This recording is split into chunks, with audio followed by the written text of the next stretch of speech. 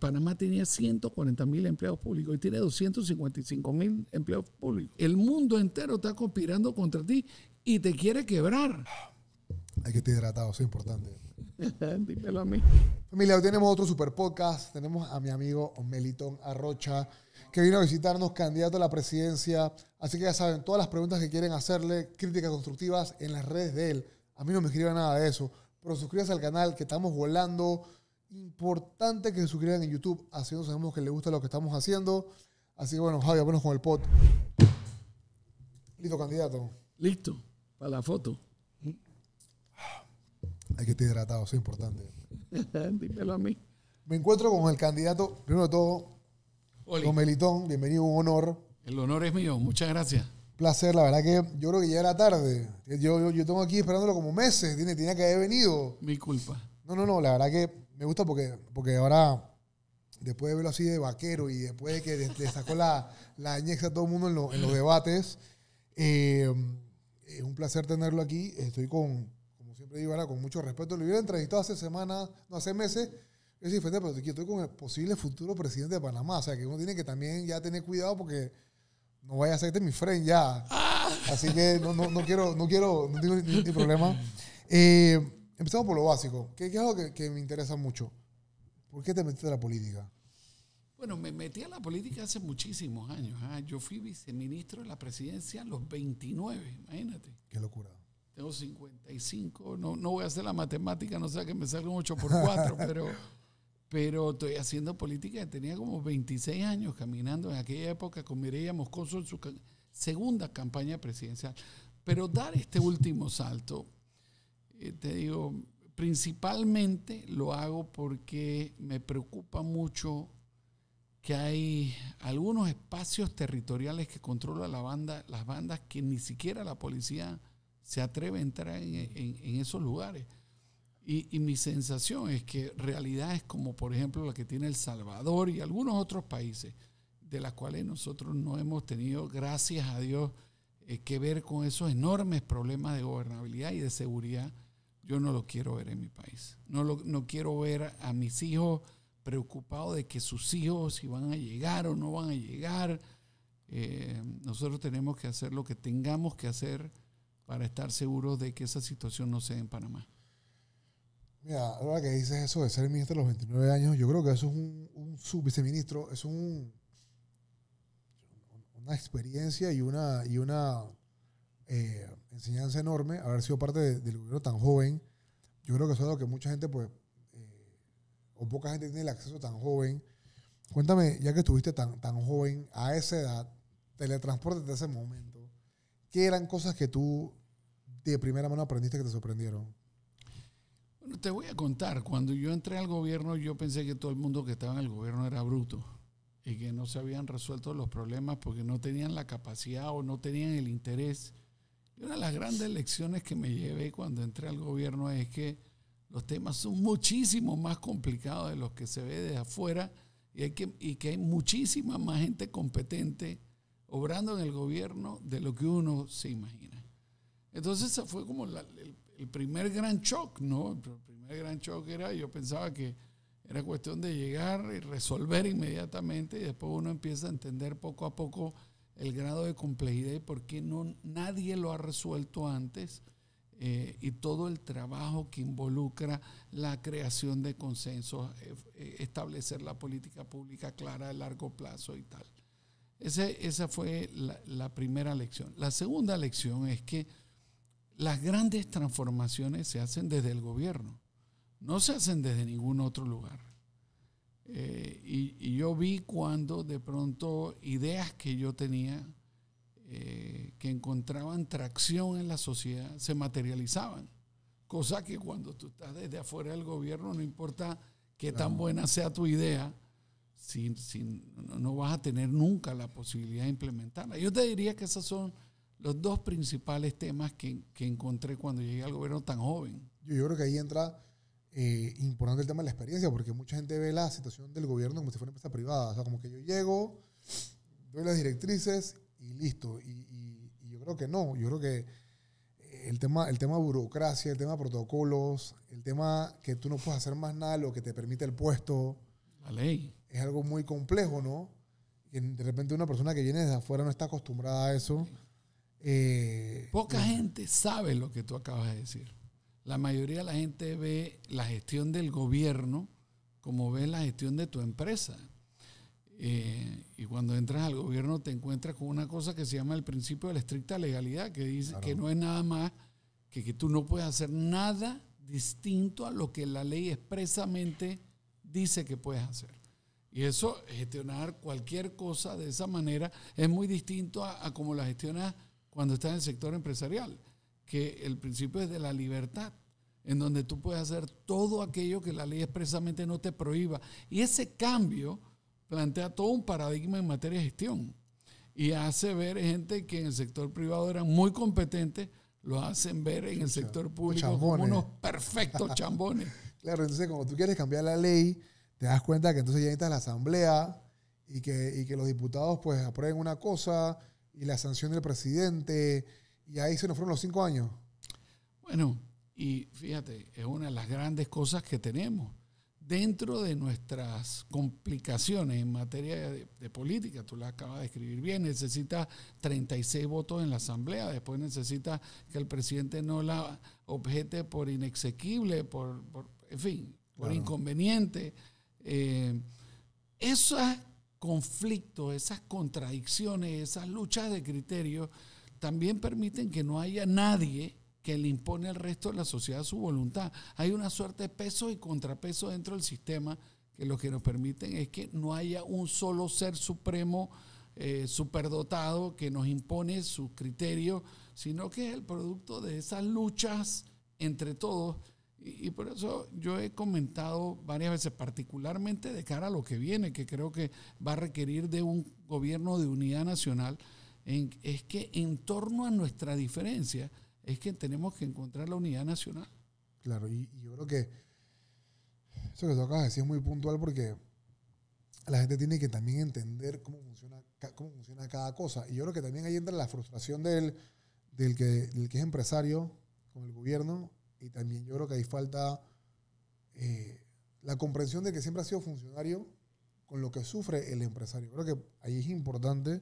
Y yo siempre ha sido mi línea, ¿no? Mi línea siempre ha sido como que Panamá necesita ahora mismo como que gente que tenga experiencia en el campo privado entrando, pero también viceversa. Yo no, y lo digo, y lo he dicho en varios podcasts, me parece, porque en política actual es el único lugar donde aplauden la falta de experiencia. O sea, tú te vas a sacar la muela, tú quieres un tipo que sepa sacar muela. Te vas a poner el corazón, tú quieres un man que haya así. No, por aquí estamos aplaudiéndole y que no, que yo no sé nada, nunca he estado en política y soy cara nueva. Yo lo siento, yo no pienso así. No solo eso. El hecho de no haber tenido la oportunidad de administrar la cosa pública, digamos, en algunos casos, se ve como un sinónimo de seriedad en la administración de la cosa pública. Y yo no creo que uno pueda hacer esa similitud. Claro. O sea, lo que es cierto es que no sabemos cómo te vas a comportar cuando tengas la responsabilidad de administrar la cosa pública. Pero eso no significa que ya no podemos dar por descontado que tú vas a administrar bien el patrimonio de todos los panameños. En fin, yo estoy 100% de acuerdo contigo, ¿no? Esta campaña es muy especial. Hay un grupo de gente, me atrevería a decir, que tiene determinado tamaño, que lo que están planteando es que lo que necesitamos es alguien nuevo. Pero fíjate en qué contexto lo necesitamos, ¿no? El gobierno este gobierno va a heredarle al próximo una coyuntura de precariedad macroeconómica. O sea, ya lo estamos viendo, la pérdida del grado de inversión, la modificación de la ley del Fondo de Ahorro de la República, 7,79% de tasa de interés promedio en un financiamiento de $3,000 millones que gestiona el gobierno nacional. Este presupuesto permite el pago de obligaciones con deuda, el pago de gasto corriente con deuda. En fin, todas señales de que vamos a empezar a transitar por un periodo de estrechez económica del país, que el próximo gobierno no va a tener un gran capital en materia de gobernabilidad política, porque el próximo presidente, muy probablemente 7 de cada 10 panameños no habrán votado por él, que va a tener una atomización en la Asamblea Legislativa, en donde yo creo que el PRD va a ser el partido mayoritario en minoría. O sea, no van a controlar la asamblea, pero eso significa que hay todo un reto para pasar leyes por el Parlamento. Y como si estas dos cosas fueran poco, además tenemos una cantidad de retos generacionales como nunca antes los habíamos tenido. Arranca por la modificación de la ley del subsistema de invalidez, vejez y muerte por beneficio definido de la Caja del Seguro Social. La definición de los polígonos de la cuenca del canal, el trasvase de la cuenca del río Indio para suministrar más agua, el tema de la mina, claro, por mencionar algunos pocos. Yo creo que si necesitamos un momento en donde el capitán tenga experiencia de cómo sortear la tormenta, nunca más importante que el próximo periodo presidencial. Y también yo creo que tú eres parte de la elección más compleja en la historia de Panamá. A 20 y pico días de la elección, ya más o menos siempre estaba polarizado quiénes podían o no ser los candidatos. Hoy en día no se sabe absolutamente nada. O sea, tantos candidatos corriendo, varios por ley de postulación, por partidos, otros como Martín Torrijos, que jamás se pensó que se iba a correr fuera del PRD. Esas son cosas que te quedas como que, wow, estamos en una elección, inhabilitaciones por aquí y por allá. Nunca me he visto una campaña así.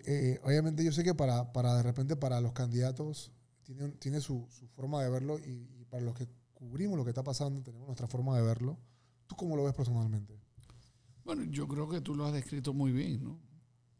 Entre el primero entre el último puesto y el segundo hay 10 puntos de diferencia. ¿Qué pasa si se da la inhabilitación? Claro. Cualquier cosa puede suceder. Pero además, voy a ponerle un grado de complejidad adicional. Mira, después del primer debate, yo nunca había entendido esto. La verdad, yo veía de social media, para que tú tengas una idea, cuando yo comencé mi carrera presidencial, tenía 300 personas que me seguían en Instagram. Tenía mi Instagram cerrado, no aceptaba a nadie.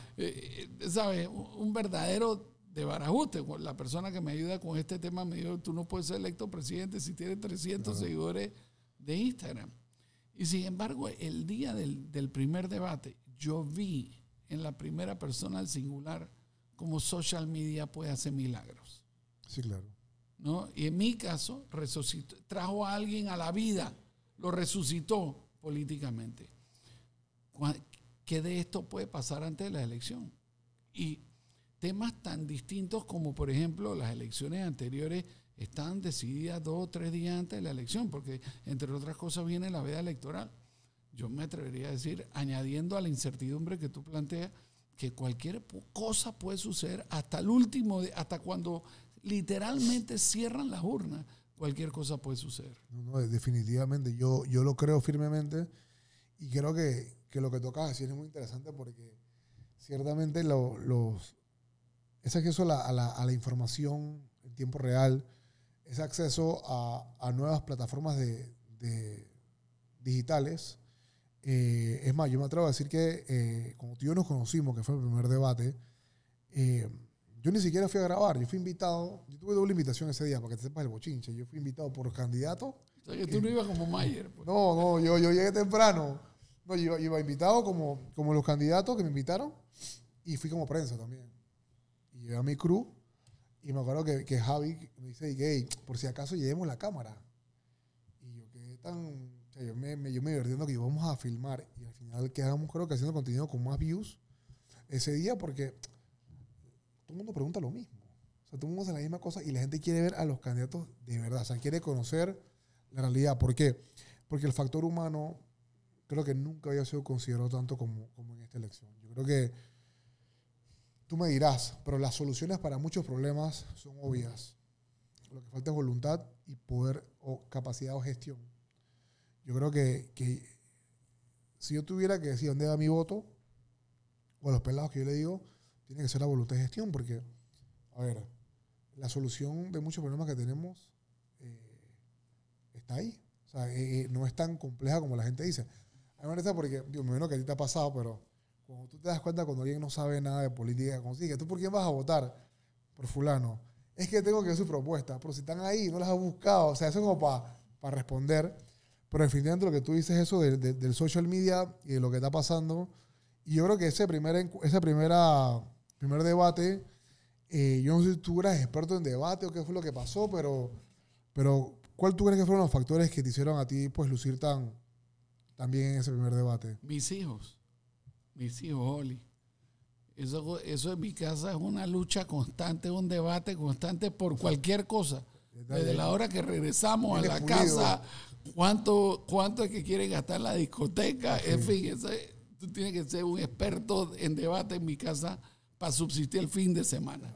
Para justificar todo y todo. Entonces, si yo tengo que echarle la culpa a alguien o darle las gracias a alguien, son a mis hijos, porque eso es un debate constante lo que hay en esa casa. Claro, y hablemos un poquito de tu candidatura como libre postulación. ¿Cómo tú decides o por qué tú decides correr por la libre postulación? Mira, yo soy panameñista, como es de conocimiento público. Entonces, mi inclinación natural es correr dentro de la primaria del Partido Panameñista. De hecho, dimos varias vueltas a nivel nacional sondeando candidatos, viendo la viabilidad de la candidatura. Y te digo, me sentía francamente entusiasmado de seguir ese camino. Sin embargo, cuando dice que el demonio está en los detalles, ¿no? Claro. Cuando empezamos a ver la normativa electoral, me enteré de dos temas que no sabía. El primero es la cantidad de plata que reciben los partidos políticos del Tribunal Electoral en subsidio fuera del periodo electoral y dentro del periodo electoral. La opacidad con la que se manejan esos fondos. No estoy diciendo con esto que se manejen bien o mal. Es que simple y sencillamente tienen tanta oscuridad en su manejo que uno no puede saber cómo se manejan. Y por último, y tal vez el tema más, y debo decir, y que en el manejo de esos fondos no hay reglas de conflicto de intereses. O sea, tú puedes ser presidente del partido y al mismo tiempo candidato a la presidencia de la República y nadie sabe cuándo los fondos que estás utilizando del partido los estás utilizando para una cosa o para la otra. Ese fue como el primer tema, tal vez no el más relevante, pero un tema relevante, ¿no? Por supuesto. Porque te pone una desventaja inmediata. Tú estás compitiendo contra los fondos de los recursos del Estado. El segundo fue el más importante. El segundo es que la última normativa electoral permite que la junta directiva del partido reserve candidaturas. Y eso, para los que nos están viendo y no saben qué es, imagínate que tú eres un líder de Chiriquí y yo estoy corriendo contra la junta directiva a la candidatura primaria del partido. Y hacemos tanta afinidad y química política que tú decides que me vas a endosar tu apoyo y que vamos a trabajar juntos. Inmediatamente vas a recibir una llamada telefónica que va a decir: hey, Oli, tú estás apoyando a Milton, bueno, listo. Adivina, vamos a reservar tu candidatura.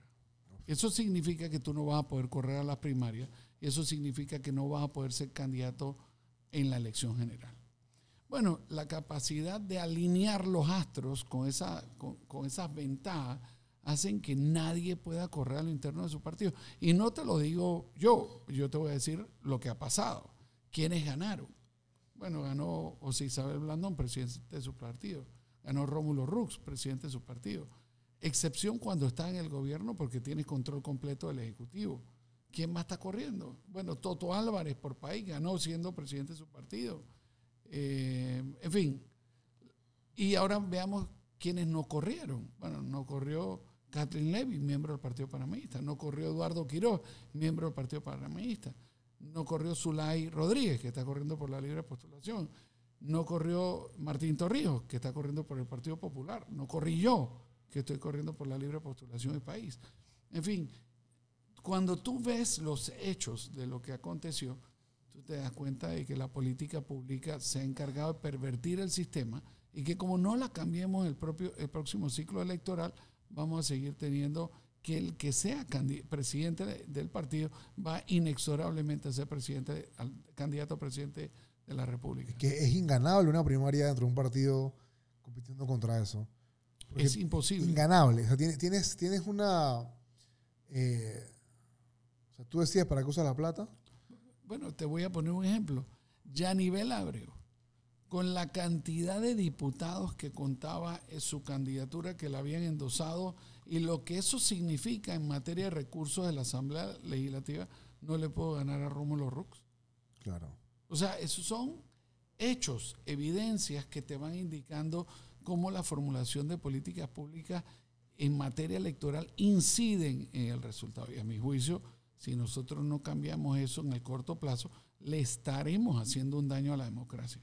Tú como panameñista, pues que ha militado y está consciente, y me encanta la franqueza con que hablamos las cosas, porque no tiene nada de malo. Creo que está bien explicado el por qué tomas tu decisión. ¿Qué tú opinas o cómo tú ves el futuro del partido? Porque ya independientemente de que gane o no gane la alianza, pues Blandón, que prometió ser candidato a presidente, pues opta por bajarse. O sea que ya sabemos que no va a ser presidente de Panamá. Entonces, ¿qué futuro tú le ves al partido? Mira, definitivamente va a ser muy difícil si el partido forma parte de una coalición ganadora que si forma parte de una coalición perdedora. A mí me da dolor ver que un partido que tiene la historia política que tiene, hoy esté relegado a correr a la vicepresidencia de la República y no a la presidencia de la República, creo que teniendo méritos suficientes el partido para tener su candidato presidencial. Yo creo que tampoco a nadie le cayó como una sorpresa que sucediera lo que sucedió, en donde el partido cedió temprano la posibilidad de ir a la cabeza de esa nómina, aun cuando sin contendiente el partido había puesto más de 100,000 votos en una elección primaria, lo que habla de un partido que está activo, que tiene hambre y que tiene ganas de ganar. Eso no es una cosa menor, porque a diferencia, por ejemplo, de la elección anterior, en donde a mi juicio había una desilusión con el partido panameñista dentro de sus propias filas, y eso hacía que fuera inviable la posibilidad de ganar la elección. En esta ocasión las condiciones estaban dadas para que el partido panameñista tuviera un rol protagónico en la elección. Habiéndolo dicho, no será. En la eventualidad de que el partido panameñista no forme parte de una coalición ganadora, yo creo que habrá que hacer un enorme esfuerzo para que el partido no caiga en la intrascendencia política. Claro. O sea, habría que refrescar las bases No, yo creo que las bases no. Yo creo que es la dirigencia. Claro, la dirigencia. Sí, yo creo que ha habido una pérdida del norte. Creo que estratégicamente, por ejemplo, desde mi perspectiva, el partido se anticipó en tomar una decisión de ir a la vicepresidencia de la República. Fue una alianza electoral en función de circuitos, distritos y corregimientos. Y bueno, tendremos que ver cuál es el resultado del 5 de mayo, ¿no? Tú, en tu plan de gobierno y lo que has mostrado hasta ahora, yo creo que tú eres de los candidatos que más, es que aquí entra la parte de conocimiento, pero más realista ha sido con tus promesas de campaña y con lo que tú crees que hay que hacer. Y creo que esa es la manera más congruente de explicarlo y decirlo. ¿Cuáles tú dirías que son tus claves o tus puntos fuertes en tu plan de gobierno si llegases a ganar el 5 de mayo? Bueno, yo creo que el principal es hablar a la gente con la verdad. Y uno siempre tiene que desaconsejar a cualquiera que no habla con la verdad. Pero bueno, las campañas políticas tradicionalmente han sido una suerte de feria, ¿no? De baratillo. Claro. ¿Quién te ofrece más y a quién le crees más sobre lo que te ofrece? Y después, una y otra vez, y esto tú lo oyes en la calle, cuando tú vas a saludar a la gente, mira, sí, tú prometes y prometes, pero después no cumplen nada los políticos. Bueno, es en función de que en la campaña política, con la finalidad de ganar, te atreves a prometer lo que sea, ¿no? Claro.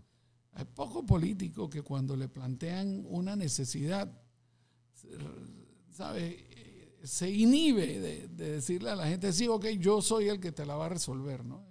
Es una cosa casi contra natura.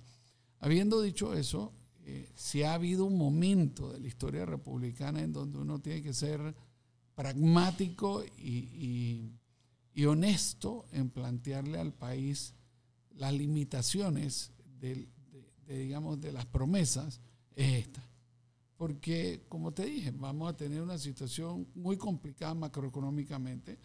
Va a haber también comprometido políticamente en función de los resultados que se van a dar.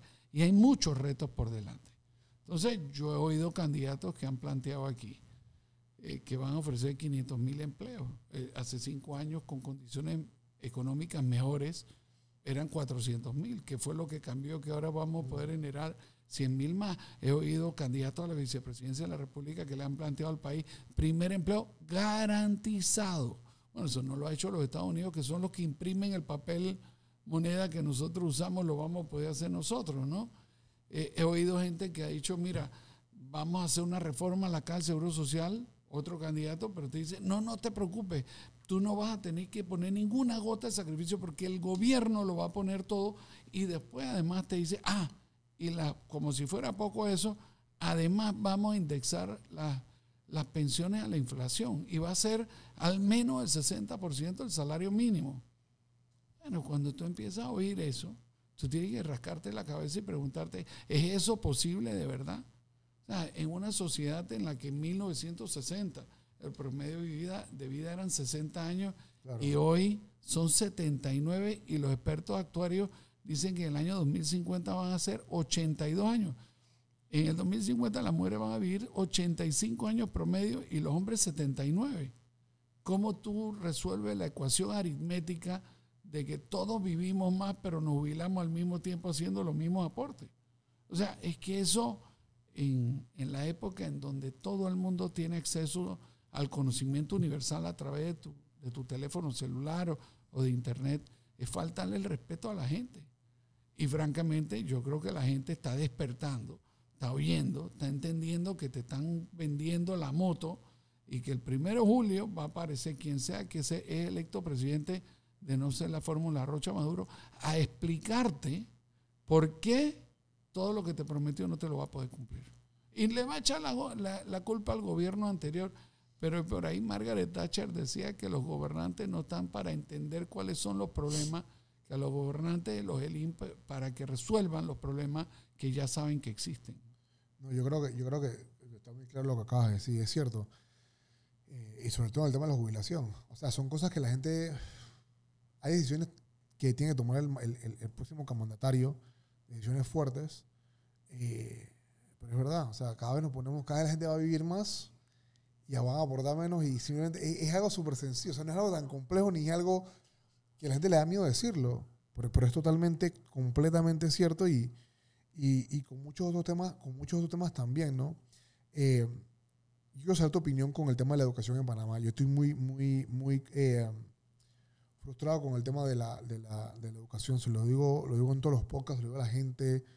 En el tema de los futuros atletas, lo que sea, los pelados de Asia, Europa, Estados Unidos, a los 9, 10 años son unos aviones, y aquí a los 7 años están empezando su primera interacción con algo no sé, una escuela, lo que sea. O sea, por ahí, por eso que en la región, pues, el tema de comprensión de lectura es tan malo, o la capacidad de leer.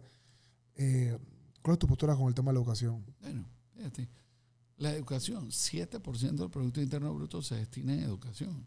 Solo el Ministerio de Educación lleva 3.500 millones de dólares, y nosotros somos expertos reclutando muchachos en primer grado, y somos expertos en graduar nada más la mitad de los muchachos en 6º año. Después veremos la calidad de la educación que reciben los muchachos que se gradúan, que si tuviéramos que ver un coeficiente de inequidad. El sistema educativo es un perfecto espejo de eso. Si tú te gradúas en una escuela pública urbana, es muy distinto a si te gradúas en una escuela pública rural, y esa a su vez es muy distinta si te gradúas en una escuela pública comarcal. Claro. O sea, nosotros tenemos un sistema educativo que permite que el lugar en donde tú naciste definas hasta dónde llegas como ser humano. Y no que sea tu talento y tu esfuerzo el que definan cuál va a ser tu nivel de éxito. Y eso evidentemente lo tenemos que cambiar. Ahora, ¿qué nos da el sistema educativo? El sistema educativo está basado todavía sobre la memoria. Bueno, cuando todos en las manos cargamos un teléfono que nos conecta con la fuente universal de información, ¿cuál es el sentido que nosotros sigamos teniendo un sistema educativo tan formal, tan desconectado de la realidad, en donde tu principal atributo para ser exitoso es cuánta memoria tú tienes? Claro.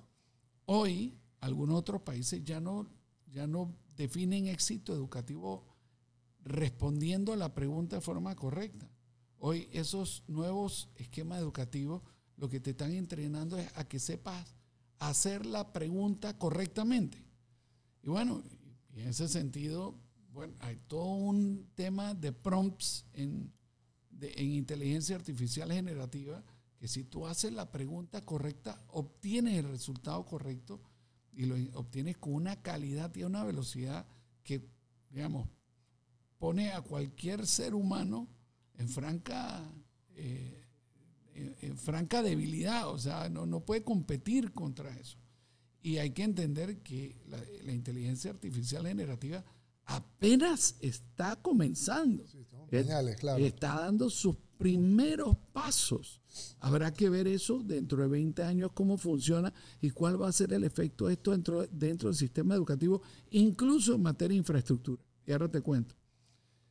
A propósito del del debate agropecuario, unas muchachas jóvenes en Volcán me invitaron a que hiciera un podcast, no tan famoso y prestigioso como el tuyo, buenísimo. pero muy bueno. Claro. Y fue muy interesante porque el podcast lo hicieron con unos lentes de realidad virtual.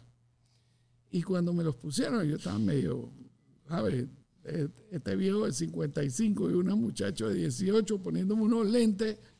Oye, cuando me los pusieron estábamos enfrente de un laboratorio. Es como si tuviéramos un laboratorio de biología. Claro. Y la capacidad interactiva en torno al esqueleto humano, a los órganos, a las venas, a los músculos, fue tan poderosa que cuando yo me los quité, pensé, ¿cuánto tiempo falta para que esto esté conectado al internet?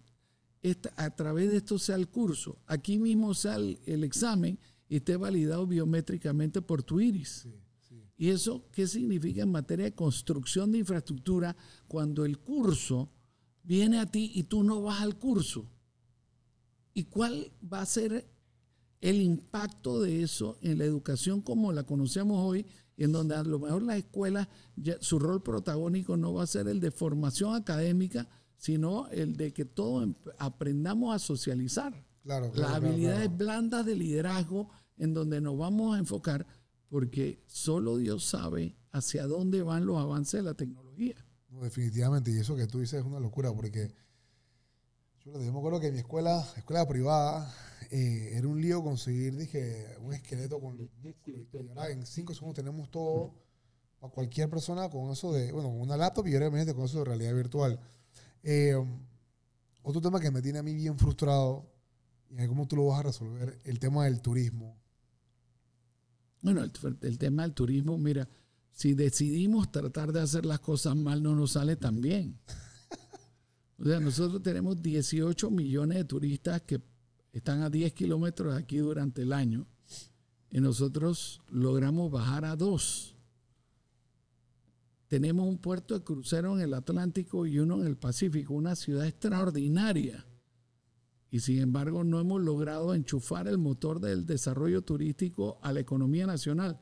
Te digo, el año pasado hubo 46% del total de las habitaciones estuvieron desocupadas en promedio. Solo logramos ocupar el 54%. O sea que, recapitulando, tenemos los turistas en Panamá, en el aeropuerto. Tenemos la infraestructura hotelera que está vacía.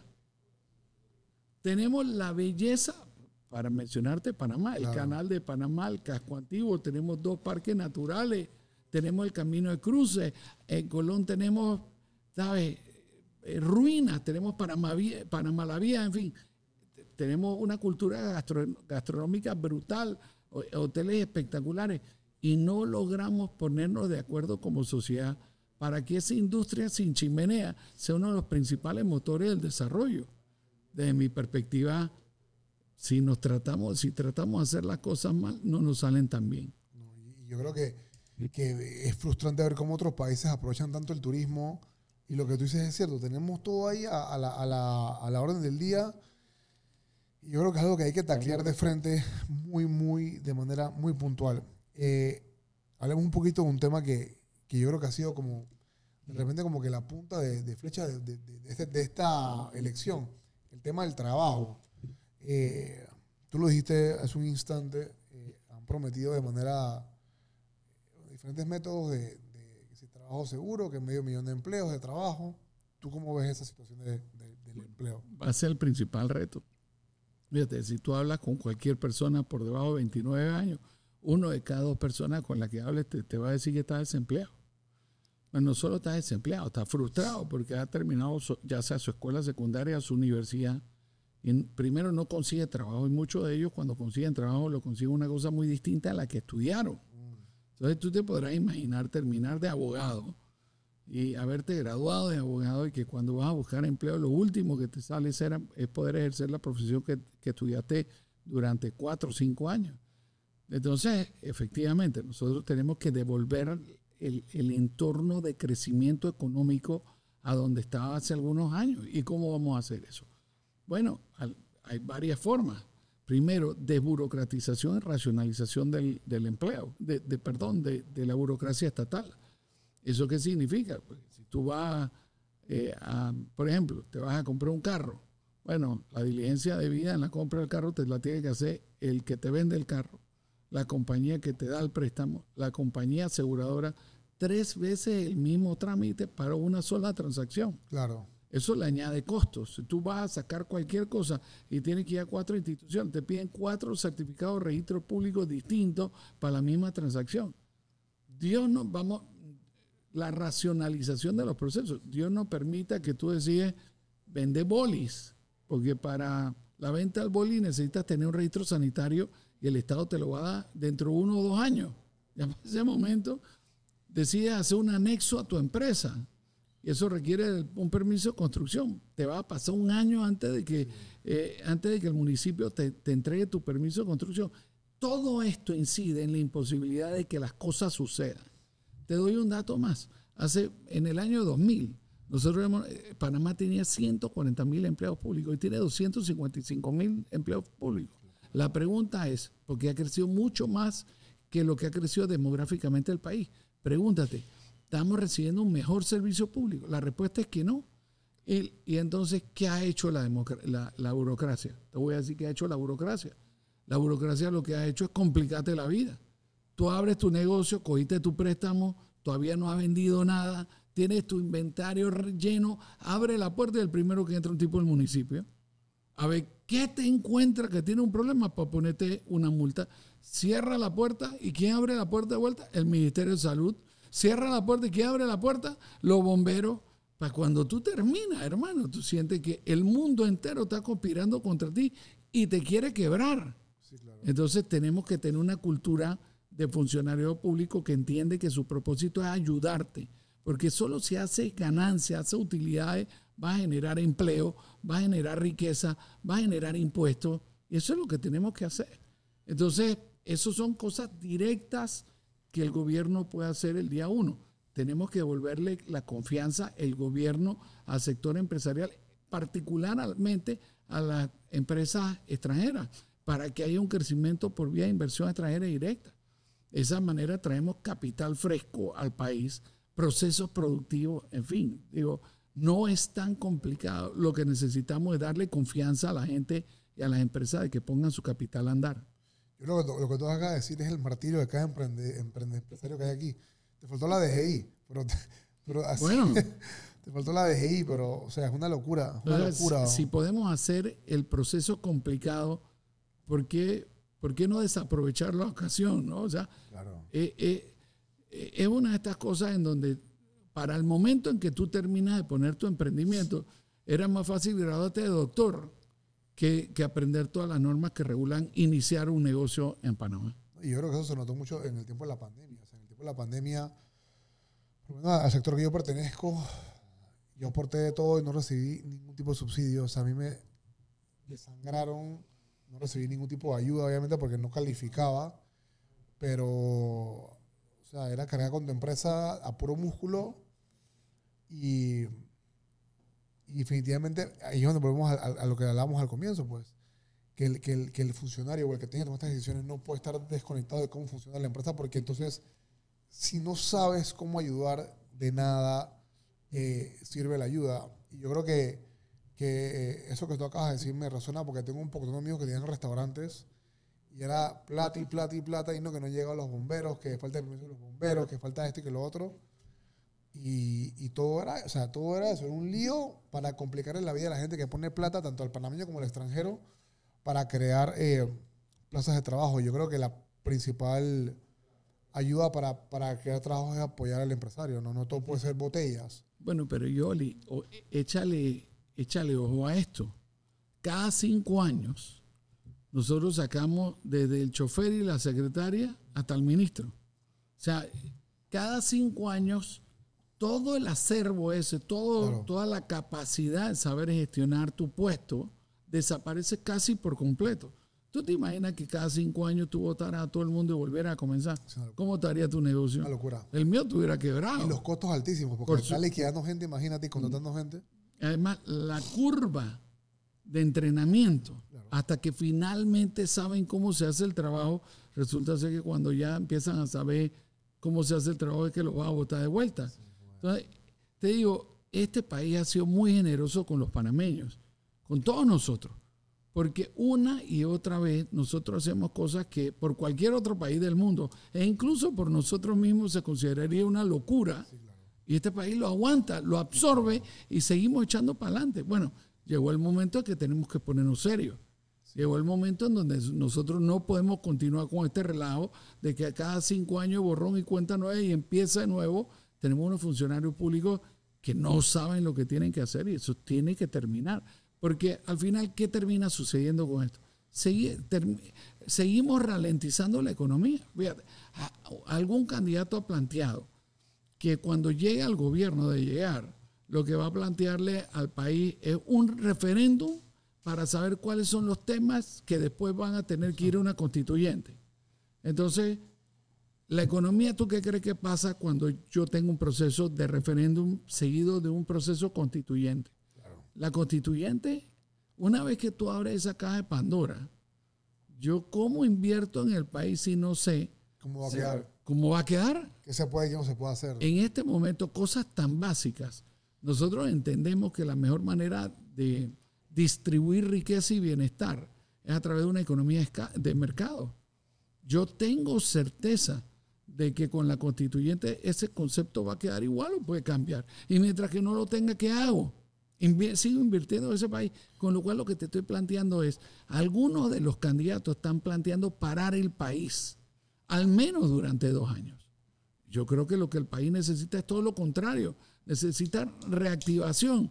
Vamos a ponerle ánimo, vamos a devolverle alegría a la gente para que la gente vaya al banco, saque su plata y la riegue en Panamá porque cree en Panamá y porque creen los panameños. Yo creo que eso que tú dices es muy puntual. No le han dicho todavía en este podcast, y es verdad. O sea, que cuando no hay certeza, cuando hay incertidumbre, la gente lo que hace es no gastar, es aguantar, porque no es miedo, pero estás precavido. Y cuando hay precaución, no quieres invertir, no quieres gastar, no quieres comprar, no quieres hacer absolutamente nada.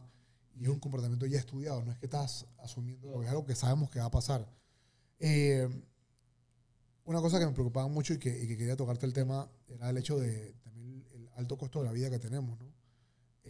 La luz nos está matando, la canasta básica, pero sobre todo los alquileres, eso es oferta y demanda, pero el tema de la luz, el tema de cómo es tan caro vivir en Panamá.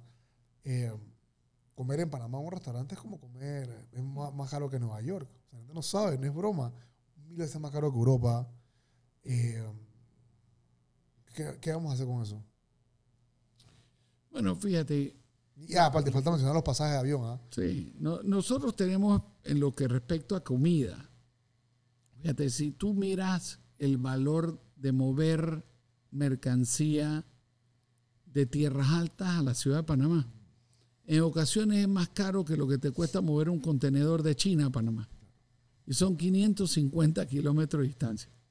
Entonces, tú agarras una papa, una libra de papa en Tierras Altas cuesta 30 centavos. Agarras esa misma libra de papa en el Chinito y cuesta 1.20. O sea, es que se ha, no sé, 3 veces más el valor, 300% veces más el valor que la papa a 550 kilómetros de distancia. Entonces, eso, por lo menos en apariencia, plantea la posibilidad de una distorsión en el mercado, ya sea en la producción, en la distribución o en la comercialización en el punto de venta.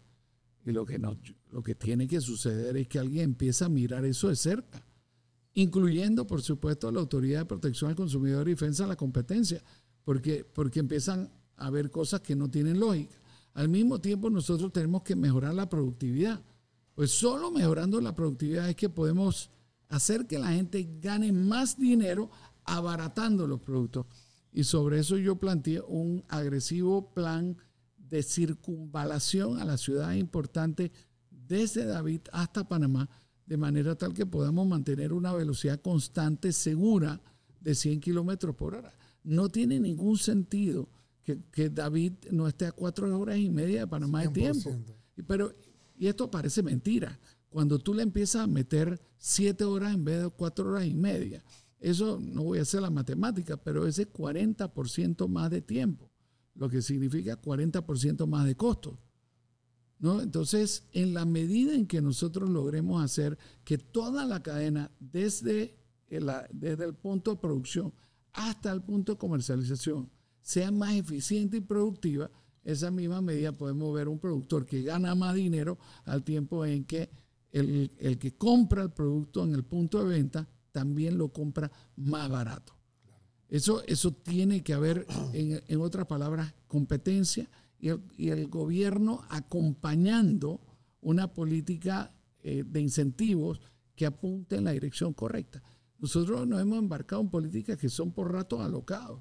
Fíjate, este año yo creo que nosotros vamos a terminar con un subsidio del arroz de $200 millones.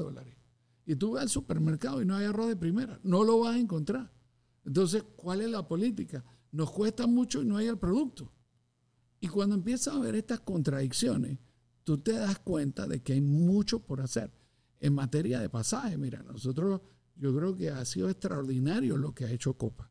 O sea, hoy pasan 18 millones de personas, hay micro, medianos y pequeños empresarios que forman parte de la cadena de suministro de Copa, que además muchos de ellos son divisas que le entran al país. Habiendo dicho eso, yo creo que nosotros tenemos que estimular la competencia.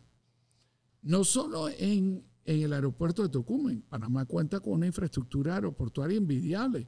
Tenemos Howard, tenemos el aeropuerto de Colón, tenemos el aeropuerto de Río Hato, tenemos David, tenemos que lograr la ampliación del aeropuerto de Bocas del Toro. ¿Cómo es posible que el turismo en Bocas del Toro viene principalmente de Costa Rica? O sea, en algún momento tenemos como que poner los puntos sobre la I sobre todos los activos estratégicos que tenemos y ponerla a funcionar a favor del pueblo panameño. ¿Y el tema de la luz? Bueno, el tema de la luz, fíjate, es un tema complejo realmente, y yo me quiero declarar como un no experto en la materia, ¿no? El tema de la luz es estructural. Nosotros lo tenemos indexado al WTI, ¿no? El West Texas Instrument, y ese es, digamos, el principal factor de variación del precio de la energía eléctrica. Pero eso viene de la mano con una serie de contratos que encuentran, digamos, que generan un monopolio para el lugar en donde dos empresas distribuyen la energía eléctrica, ¿no? Un par de temas. Nosotros tenemos que diversificar nuestra matriz energética con la finalidad de descarbonizar la misma. O sea, no podemos seguir generando energía a base de quemar carbón o sus derivados, ¿no? Ese es el primer tema. Y el segundo tema, este año que viene, y va a ser una de las responsabilidades iniciales del próximo gobierno, se vence uno de los contratos de suministro de energía eléctrica. Desde hace muchísimos años el Estado no podía renegociar los términos y condiciones en los cuales tú y yo compramos esa energía. Bueno, hay que pensarse la idoneidad del próximo presidente porque es el que va a negociar cómo va a lucir la energía eléctrica. Por último, te diría, no puede ser que continuemos con una regla del juego en donde cuando una variación en el voltaje te quema un electrodoméstico y yo no sé, es más difícil que te declaren santo que tú te paguen por el daño que te acaba de hacer la fluctuación de voltaje. Nosotros tenemos productores de voltaje en todos lados. Cambia todo a cada rato. Igual que a mí. Cambia todo a cada rato. Y te digo, ni me tomo el trabajo de ir a reclamar nada porque ya sé que me van a decir que no después de una larga letanía del proceso. Pero eso no puede continuar. Claro. Candidato, ¿cómo es su vida fuera de la política? En este momento no hay vida fuera de la política. Hoy arranqué a las 5:45 de la mañana y voy hasta las 11 de la noche y mañana será más de lo mismo. Cuando no estoy en política, la vida arranca de nuevo a las 5:45 de la mañana. La diferencia es que no me paro en la cama. Claro. Ahora a las 5:45 estoy fuera de la cama de una vez. Y normalmente es como hasta las 8 de la noche y típicamente estoy dedicado al trabajo, odio el tráfico. Entonces puede ser que incluso no tenga trabajo, pero yo vivo en Costa del Este, me gusta salir de Costa del Este no más tardar 6:15, 6:20 de la mañana y regreso después que pasa el tráfico, tipo 6:30, 7 de la noche. Los sábados usualmente en la mañana juego golf, en la tarde hago absolutamente nada, veo televisión, leo y los domingos en la mañana usualmente desayunamos en familia. Fuera de eso, ese es típicamente la semana. Claro, no, me llama mucho la atención porque en verdad el tráfico en Panamá, ahora que lo mencionaste, es otro de los, de las cruces con que carga este panameño. Y yo creo que uno también de los temas que la gente está mencionando mucho va a ser el transporte. Yo creo que podemos tocar rapidito ese tema. ¿Qué tú ves para Panamá y el tema del transporte y el tranque? Mira, déjame comentarte la definición de locura, ¿no? Dice que la definición de locura es hacer una y otra vez lo mismo esperando un resultado distinto y nosotros estamos todos los días haciendo una locura, fíjate. Yo calculo que del este y el oeste se mueven a la ciudad de Panamá aproximadamente 150,000 personas todos los días. Y esas personas demoran 2 horas promedio yendo y 2 horas promedio regresando. Eso quiere decir que cada una de esas personas en tráfico gasta 4 horas, que multiplicado por 150,000 son 600,000 horas hombre que nosotros echamos a la basura. ¿Tú te imaginas lo que socialmente podríamos construir con 600,000 horas hombre? Y nosotros estamos comprometiendo el futuro a las siguientes generaciones, porque es gente que sale muy de madrugada de su casa y llega muy tarde a su casa y con el terrible problema de que cuando llega después de un día agotador, muchas de esas casas intentan abrir la pluma de agua para ver qué agua sale y no sale nada. Entonces es el momento de atender las necesidades. ¿Cómo lo vamos a hacer? Priorizando, porque el presupuesto general del Estado no va a dar para dar nada para todos los problemas que tenemos. Y por eso, por ejemplo, te llevo a otro tema. El tema del Darién. Claro. Human Rights Watch hizo planteó en la primera plana del New York Times una serie de violaciones a los derechos humanos que están sucediendo a propósito del cruce por el Darién. Pero los panameños, que no es un problema que nosotros creamos, nos está costando todos los años más de 100 millones de dólares. ¿Cómo tú le explicas a la gente en Arraiján que le demora lo que le demora llegar a su casa, que cuando llega no hay agua, que nosotros estamos gastando 100 millones de dólares para atender un problema que nosotros no creamos? Claro. Entonces nosotros responsablemente y ordenadamente tenemos que cerrar ese flujo irregular de migrantes porque están comprometiendo la finanza del Estado y está poniéndole una barrera a que el gobierno nacional le resuelva los enormes problemas por los cuales transita la sociedad a diario. Claro. Candidato, mire, ha sido un placer. La verdad que estamos a nada. Espero que podamos conversar de vuelta antes que lleguemos a la fecha. Y espero que si gana, me dé la primicia. Oli, te propongo una cosa. Ajá. vamos a hacer una cosa. El día 1 de julio, Dios mediante, si ganamos, esa noche te voy a invitar a ti y a un grupo pequeño de gente a que me acompañe a hacer la primera cena en el Palacio de la Garza. Sí, esa es la promesa. Candidato, la cámara es suya y unas palabras ahí para su pueblo. Bueno, primero agradecerte a ti por la oportunidad de estar aquí en este podcast. El segundo lugar es decirles tal vez que las elecciones tienen consecuencias. Las consecuencias no solo es por quién vas a elegir a presidente, sino también otra elección muy importante, a quién le vas a dar tu voto para diputado de la República. Muchas de las transformaciones sociales no solo sucederán en el órgano ejecutivo, sino que tienen que pasar como iniciativas legislativas por la Asamblea. Con lo cual, póngale atención a quién le da su voto, escuche su propuesta, mírelo a los ojos, mire a ver si te está hablando con la verdad y en función de eso, dale tu voto a quien considere el mejor. Muchas gracias, candidato. Muchas gracias, Oli.